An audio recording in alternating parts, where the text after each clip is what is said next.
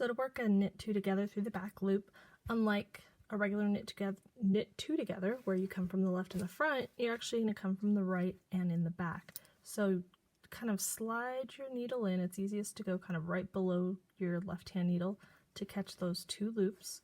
You're crossed over, grab that yarn, bring it through, and then slide your stitches off. You'll see it's a left hand leaning, or a left leaning, not left hand leaning stitch. I'll just do a regular knit again. So again, slide both through the back. These lace tips are great for catching those yarns easily. Bring your yarn through and off. One more time.